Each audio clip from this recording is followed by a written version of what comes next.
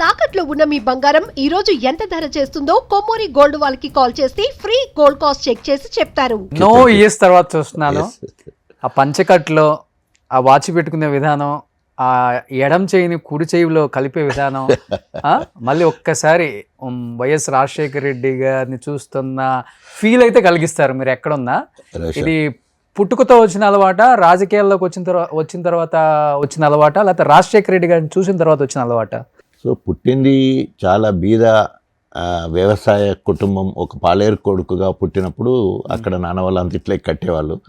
కానీ దేవుడి దేవల్ల కష్టపడి చదువుకోవడం, దానివల్ల ఎక్కడో జీరో స్థాయిలో ఉన్న నేను, పసుల కాపరిగా ఉన్న నేను పసిపిల్లల డాక్టర్ అయ్యాను. సో పసిపిల్లల డాక్టర్ ఉన్నంత కాలము గొప్పగా ప్రజా వైద్యుడిగా పేరు తెచ్చుకొని జాతీయ స్థాయిలో ఉత్తమ పిల్లల డాక్టర్ వరకు వెళ్ళిపోవడం జరిగింది.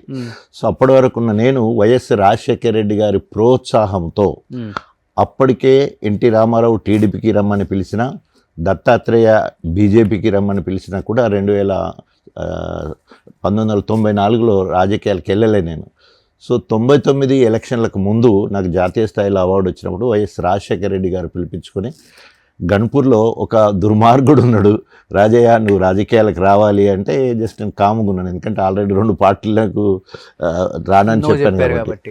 ఒకవేళ ఇంకా నీకు సందిగ్ధం ఉంటే నువ్వు ఢిల్లీకి అవార్డు తీసుకోనికి వెళ్తున్నావు కదా, అక్కడ సోనియా గాంధీ దగ్గర నుంచి నీకు ఒక మెసెంజర్ వస్తాడు, నేను తీసుకుపోయి మేడంని కల్పిస్తాడు, ఒక్కసారి మేడంని కలవండి అని చెప్పేసి నాకు ఉచిత సలహా ఇచ్చి నేను అక్కడికి అవార్డు తీసుకోవడం, అక్కడికి మెసెంజర్ వచ్చి సోనియా గాంధీ దగ్గర నుండి వచ్చాను, రేపు పొద్దున 8:45కి మీకు అపాయింట్మెంట్ ఉంది, నేను పొద్దున వచ్చి మిమ్మల్ని కలెక్ట్ చేసుకుంటా అని చెప్పడం జరిగింది. సో ఇంకా అప్పటి వరకు ఒక మంచి ప్రజా వైద్యుడిగా, పిల్లల డాక్టర్గా మంచిగా ఉన్న నేను, సోనియా గాంధీ గారు ఇన్వైట్ చేయడం జరిగింది పార్టీలోకి, please do coming to Congress party, you can serve more to the society. So మామూలుగా చేయడం కంటే రాజకీయాల్లో పార్టీలోకి వచ్చి ఇంకా ప్రజాసేవ చేయడానికి ఇంకెక్కువ అవకాశం వస్తుంది, కాంగ్రెస్ పార్టీలో జాయిన్ కండి, వైఎస్ రాజశేఖర రెడ్డి గారు మీ గురించి ఎంతో గొప్పగా చెప్పారు, సో మీలాంటి వాళ్ళ పార్టీకి అవసరం రావాలి అని మేడం కోరడంతో ఆ తర్వాత వైఎస్ రాజశేఖర రెడ్డి గారి ఆధ్వర్యంలో పార్టీలో జాయిన్ అవ్వడం జరిగింది. వ్యక్తిగతంగా మీ జీవితంలో ఓడి గెలిచారు, కానీ రాజకీయాల్లోకి వచ్చిన తర్వాత మీరు చేసేది పక్కన పెడితే అంటే విజయం సాధించాలని అనుకుంటారా, లేకపోతే ఇంకా పోరాడుతున్నాను అనుకుంటారా, లేకపోతే బలి పశువునయ్యాను అనుకుంటారా, అసలుకి అన్యాయం జరుగుతుంది అనుకుంటారా? సో ఏదేమైనా కూడా నేను ఎప్పుడు కూడా నా బాధ్యతలను మరవల. ఉదాహరణకి నేను 8వ తరగతి ఉన్నప్పుడు మా పెద్ద చెల్లె పెళ్లి చేశాను, 200 కట్నం ఇచ్చి. మా రెండో చెల్లె పెళ్లి చేశాను. నేను ఎంబీబీఎస్ ఫస్ట్ ఇయర్ సీట్ వచ్చిన తర్వాత నేను పెళ్లి చేసుకుంటా అని చెప్పేసి డౌరీ తీసుకొని దాంట్లోకి 5,000 ముందే తీసుకొని రెండో చెల్లి పెళ్లి చేయడం జరిగింది. మూడో చెల్లె పెళ్లి నేను ఔసర్జన అయినప్పటికీ ₹1,00,000 చిట్టి లేబట్టి 65,000 చిట్టి వస్తే 40,000 కట్నం ఇచ్చి 25,000తో పెళ్లి చేశాను. నాలుగో చెల్లె వెళ్ళి పిల్లల డాక్టర్ అయినా ₹1,00,000 ఇచ్చి కట్నం. ఆ బాధ్యతలు మరవలేదు ఇప్పుడు, అంటే కమిట్మెంట్ టువర్డ్ జాబ్. దాన్ని అనుకుంటే ఆ రకంగానే వైద్యపరంగా కూడా ఔసర్జన్లోనే దవాఖాన పెట్టడం, దాంతో క్లినిక్ నడిపించడం. సో ఆ టైంలోనే స్టేట్ హైయెస్ట్ ఎస్సీ మార్క్స్ బాగుండడంతో ఉట్నూరులో మెడికల్ ఆఫీసర్ జాబ్ వచ్చింది, దానికి వెళ్ళలేదు. పిల్లల డాక్టర్ అయిపోయిన తర్వాత పెదగోపతి అని ఖమ్మంలో జాబ్ వచ్చింది, అది వదిలిపెట్టలేదు. కారణం ఏంటంటే ప్రైవేట్ ప్రాక్టీస్లో అప్పటికే పేరు వచ్చేసింది బాగా. గవర్నమెంట్ జాబు 3,500 4,000 ఉంటే అప్పటికే నేను 10-12,000 సంపాదించే స్థాయికి వచ్చాను. సో సెకండ్ సారి గవర్నమెంట్ జాబ్ వదిలిపెట్టినప్పుడు అందరు కోపం చేస్తుంటే పోయి జాయినింగ్ రిపోర్ట్ వచ్చాను అంతే. తర్వాత మళ్ళీ వచ్చి ప్రాక్టీస్ చేస్తే ఇక మళ్ళీ 2 ఏళ్ళ తర్వాత టర్మినేటెడ్ అని వచ్చింది. గవర్నమెంట్ పైసా ఒక్కటి కూడా తీసుకోలేదు నేను. సో అంటే ఏంటంటే ఉద్దేశం, ప్రైవేట్లో ఉంటే మనం ఎంత అంటే అంత సర్వ్ చేస్తానికి అవకాశం, డే అండ్ నైట్ వర్క్ చేసేది, అది అక్కడ అది లేని పరిస్థితి. సో ఆ రకంగా 84 నుండి 94 వరకు ఓన్లీ హాస్పిటల్, ఓన్లీ పేషెంట్లు, ఏమి ఇంకా వేరే ఎక్స్ట్రా క్యాలిక్యులర్ యాక్టివిటీస్ ఏం లేవు. ఎప్పుడైతే నా రాజకీయ అరంగేట్రమో టీడీపీ బీజేపీలు రమ్మన్న పోకుండా దండోరాలో కృష్ణమాదిగ నాయకత్వంలో ఎంఆర్పిఎస్లో పనిచేయడం జరిగింది. అందుకే నేను నా రాజకీయ అరంగేట్రం దండోరా. సో అక్కడ నుండి అందులో పనిచేసే క్రమంలో అక్కడ కడియం శ్రీహరి ఎమ్మెల్యే మంత్రిగా ఉండడం వల్ల ఇక నా మీద వచ్చి ఎట్లాగూ ఈయన టీడీపీలోకి వచ్చేటోడు ఉండే, రేపు నాకు ఏకమేకవుతాడని చెప్పేసి నన్ను రాజకీయాలకు అక్కడ రాకుండా చేసే క్రమంలో వైఎస్ రాజశేఖర మీ మీద జరిగింది కుట్ర అంతే కదా. రాజకీయాల్లో కడియం శ్రీహరి కంటే ముందు నన్నే పిలిచి టికెట్ ఇస్తానంటే నేను అవాయిడ్ చేశాను కదా. అప్పుడు నాకు తెలుసు దగ్గుబాటి వెంకటేశ్వర్లు వచ్చి అడిగినప్పుడు నీకు అక్కడ మంచిగా ఉంది పేరు, నువ్వు వస్తే మంచిది, ఒకవేళ నువ్వు రాజకీయాలకు రానంటున్నావు కాబట్టి మీరు ఎంతైతే స్థానికుడు కావాలని అంటున్నారో నిన్ను మళ్ళీ స్థానికేతరుడు కడియం శ్రీహరికే టికెట్ ఇస్తున్నాం ఇక్కడ అని హెచ్చరించి కూడా పోయారు వాళ్ళు. మీరు ఎవరికైనా ఇచ్చుకోండి నాకేంటి సంబంధం అన్నట్టు మనం అంతా విన్నాం. కానీ ఇది మొత్తం కూడా one of the aspirants Kadiyam Sri ఉన్నాడు కాబట్టి ఆయనకు తెలుసు. సో తర్వాత జరిగిన పరిణామాల్లో ఒకరోజు మెగా హెల్త్ క్యాంప్ 10,000 మందితోటి గన్పూర్లో క్లినిక్ పెట్టి నేను ప్రణయ్ భాస్కర్ను నాకు ఫ్రెండ్ అంటే వినయ్ భాస్కర్ వల్ల అన్నయ్య అప్పుడు క్రీడా శాఖ మంత్రిగా ఉండే ఆయనను గన్పూర్కి ఇన్వైట్ చేస్తే ఆయన నుండి నేను ఆ రోజు రాజకీయాలకు రా అని చెప్పేసి దగ్గుబాటిని ఇంటికి తీసుకుంటే అప్పుడు కాదంటివి, ఇప్పుడు ప్రోటోకాల్ అడ్డం వస్తుంది నీ దగ్గర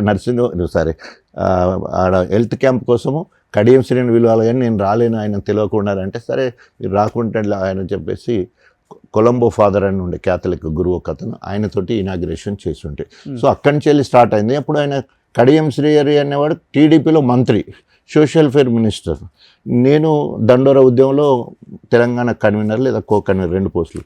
సో నేను ఎవరి మీద పోరాటం చేయాలి, అధికార పార్టీ మీద పోరాటం చేయాలి కాబట్టి ప్రతిదానికి టీడీపీ మీద నేను పోరాటం చేసేది. ఆ లోకల్లో పోలీస్ స్టేషన్లో అరెస్ట్ చేయడం కానీ లాఠీచార్జ్ చేయడం కానీ రకరకాలుగా అడ్డంకులు చేస్తారు. ఎందుకు ఫస్ట్ నుంచి కడియం శ్రీహరి తాటికొండ రాజే ఉప్పు నిప్పు అసలుకి రాజకీయంగా మిమ్మల్ని ఎదగనీయకూడదనా, లేకపోతే మీరు ఎదిగితే ఆయనకు అడ్డుపడతారనా, లేకపోతే మీరు ఎక్కువ చదువుకున్నారు, మీరు ఒక డాక్టరు, మీకున్న పేరు వేరు? ఎందుకంటే మీరు చెప్పిందంతా వింటే మీరు ఒకప్పుడు ప్రజల మనిషిగా మంచి పేరుంది 2 తెలుగు రాష్ట్రాలలో. కానీ రాను రాను చూస్తుంటే రాజకీయాలలో స్టేషన్ గన్పూర్లోనే మిమ్మల్ని వద్దనే స్థాయికి వచ్చేసారు మీ ఓటర్స్. ఎందుకు ఆ స్థాయి నుంచి ఈ స్థాయికి పడిపోవాల్సి వచ్చిందంటే రాజకీయంలో భాగమా? అంటే రాజకీయాలు ఎప్పుడు కూడా మనకు వడ్డించిన విస్తరి కాదు. సో తప్పకుండా మనం స్ట్రగుల్ ఫర్ ఎగ్జిస్టెన్స్, రాజకీయాల్లో ఎప్పుడు నిరంతర పోరాటమే ఉంటుంది. మీరు అక్కడేమో అట్లంటున్నారు కానీ ప్రజలకు నాకు బ్రహ్మరథం పట్టారు. కడియం శ్రీహరి ఆగుతూ ఆయన ఆగుతూ 4 సార్లు గెలిస్తే నేను వరుసగా 4 సార్లు గెలిచిన. ఆయన 4,000, 4,000, 7,000తో గెలిచాడు. 4,000 టీడీపీలో ఉన్నప్పుడు, మొన్న బీఆర్ఎస్ మేము కలిసి 7,000తో గెలిపించాము. నేను ఆయన మీద మహాకూటమి ఉండగా 12,000తో గెలిచిన, రెండవసారి 33,000తో గెలిచిన, మూడోసారి 58,000తో గెలిచిన, 4వసారి 37,000తో గెలిచిన. ఇది ప్రజాబలం.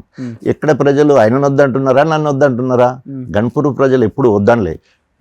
మొన్న 2003 ఎన్నికల్లో నేను కాంగ్రెస్కి వెళ్ళిపోతా, నేను నా బిడ్డ వెళ్ళిపోతా అని కేసీఆర్ గారిని బ్లాక్మెయిల్ చేస్తే 10 ఏళ్ళు మనతో ఉన్నాడు, ఉప ముఖ్యమంత్రి పార్టీ వదిలిపెట్టిపోతే నష్టం జరుగుతుందని చెప్పేసి నన్ను రాష్ట్ర రైతు సమితి చైర్మన్గా నన్ను చేసి, ఒకవేళ కనుక చైర్మన్ క్యాబినెట్ హోదానే ఉండాలా, లేదంటే రేపు ఎమ్మెల్సీ మంత్రి చేస్తామని హామీ ఇచ్చి నన్ను కన్సోల్ చేసి కడియం శ్రీహరికి అక్కడ టికెట్ ఇవ్వడం జరిగింది. దురదృష్టవశాత్తు పార్టీ ఓడిపోయింది కాబట్టి రైతు సమితి చైర్మన్ పోయింది, ఎమ్మెల్సీ అంటే ఎమ్మెల్సీ కూడా పోయింది. మళ్ళీ ఎంపీ టికెట్ అంటే నాకు ఏం చెప్పిండ్రు, ఎమ్మెల్యే జనగాం నువ్వు ఇన్ఛార్జ్గా ఉండి అక్కడ గెలిపించాలి, గన్పూర్ నువ్వు గెలిపించే బాధ్యత నీదే అని 2 నియోజకవర్గాలు నాకు బాధ్యత చెప్తే, అభివక్త వరంగల్ జిల్లాలో 12 నియోజకవర్గాలు ఉంటాయి, 2 మాత్రమే తెలిసింది. That is the impact of doctor Raje in local. మీరు ఎందుకు చెప్పలేకపోయారు కేసీఆర్ కి గెలిచినా గెలవపోయినా కడియం శ్రీహరి జంప్ అవుతాడండి, అనవసరంగా ఒక సీట్ వదులుకోవటం దండగా? మనం పోయినాము, ఎంత ఆర్గ్యుమెంట్ అయితే అంతా బయటికి రాదు కదా. సో నన్ను కన్సోల్ చేశారంట, నన్ను ఓదార్చి నువ్వు ఇప్పుడు వెంటనే అప్పుడే ఆర్డర్ ఇచ్చేసి రైతు సమితి చైర్మన్ చేస్తారు. స్టేట్ పోస్ట్ కదా రైతు సమితి. ఈరోజు రైతు బంధుకు సంబంధించిన అనేక కార్యక్రమాలు దాని కింద ఉంటాయి. రైతు సమితి చైర్మన్ ఇచ్చారు, జియో ఇష్యూ అయింది. తర్వాత ఇన్ఛార్జి బాధ్యత జనగాం ఇచ్చారు, తర్వాత గన్పూర్ ఇచ్చారు. అంటే ఇప్పుడు గన్పూర్ నాదే నియోజకవర్గం. గత 2004 నుండి మొన్న 23 వరకు, అంటే 20 ఏళ్ళు నేనే ఎమ్మెల్యేగా 4 సార్లు ఉండి డెవలప్ చేసిన పార్టీ అభివృద్ధి అయింది నా వల్లనే. ఈయనకు టికెట్ ఇచ్చినందువల్ల ఏమైంది, నన్ను గెలిపించే బాధ్యత నాకు ఇచ్చారు, ఇటు జనగాం అటు. సో చూడండి ఎంతైనా ఈ 2 మాత్రమే గెలిచినా అవన్నీ ఓడిపోయినట్టు అర్థమైంది, నా ఇంపాక్ట్ ఉన్నట్టే కదా. సో అయిపోయిన తర్వాత మళ్ళీ ఏమైంది, ఎంపీ టికెట్ ఇస్తానన్నారు. ఫామ్ హౌస్ దగ్గర కూడా జస్ట్ 5 కిలోమీటర్ల దూరం వరకు పోయిన అప్పటి వరకు. కానీ కడియం శ్రీహరి కాంగ్రెస్కి పోయింది కాబట్టి అక్కడ ఆ 3 నెలల్లోనే మళ్ళీ బై ఎలక్షన్లు వస్తాయి. కడియం శ్రీహరికి తగ్గ మిండడంటే రాజయ్యనే. రాజయ్యకు అక్కడ ఇన్ఛార్జ్ ఇచ్చేసి సుధీర్ కుమార్, అది ఎంపీ వచ్చిన పోయినా పెద్ద ఫరగబడదు, సుధీర్ కుమార్ను అక్కడ ఎంపీ టికెట్ ఇచ్చి రాజయ్యను స్టార్ కాంపియన్గా పెట్టి తిప్పుదాం. ఎందుకంటే ఆయన చాలా అనేక రకాలుగా త్యాగం చేశాడు. ఒకటేమో తెలంగాణ రాష్ట్ర సాధన కోసం అధికార కాంగ్రెస్ పార్టీ ఎంఏ పదవి వదిలిపెట్టి మొదటి త్యాగం, ఉప ముఖ్యమంత్రిని తీసేసినా కూడా కేసీఆర్ దేవుడు ఇంద్రుడు చంద్రుడు అని చెప్పేసి ఒబీడియంట్గా మళ్ళీ అక్కడే ఉండడం. మూడోది ఎమ్మెల్యే టికెట్ రాకున్నా 2 నియోజకవర్గాలు గెలిపించే బాధ్యత. సో మళ్ళీ ఎంపీ టికెట్ కూడా ఇవ్వకుండా నువ్వు గెలిపించాలి అనే బాధ్యత చెప్పడం. ఈ రకంగా ఒక నియోజకవర్గం కాదు, తెలంగాణ మొత్తంలో, ఈవెన్ తెలంగాణ మొత్తం కూడా మీడియాలో కూడా అందరిలో ఇవాళ రాజన్ అంటే ఒక సానుభూతి, ఒక మంచితనము, గింత ఒబీడియన్స్ ఉంటుందా అని ఒక పేరు ఉంది. సో ఎక్కడ కూడా పేరు చెడగొట్టే కార్యక్రమాలు ఇప్పటివరకు చేయలేదు. సో రాజకీయాలలో ఎత్తులు జిత్తులు కుట్రలు కుతంత్రాలు ఎన్నో జరుగుతుంటాయి. సుమన్ టీవీలో మీ పర్సనల్ అండ్ బిజినెస్ ప్రమోషన్స్ కోసం కింది నెంబర్కి కాంటాక్ట్ చేయండి.